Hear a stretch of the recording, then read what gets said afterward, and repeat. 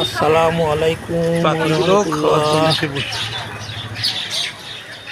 চানাচুর শুধু মানুষই খায় না, পাখিতেও খায়।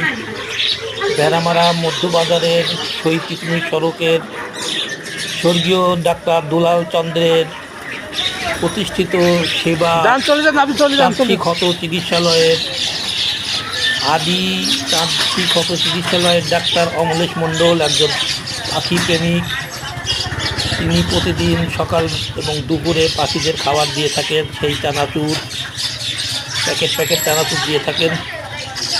পাখিরা প্রথমে এসে সকালবেলা এসে পার্শ্ববর্তী গার্লস স্কুলের দেয়ালে বসেন, ডাক্তারের ঘরের চালে বসে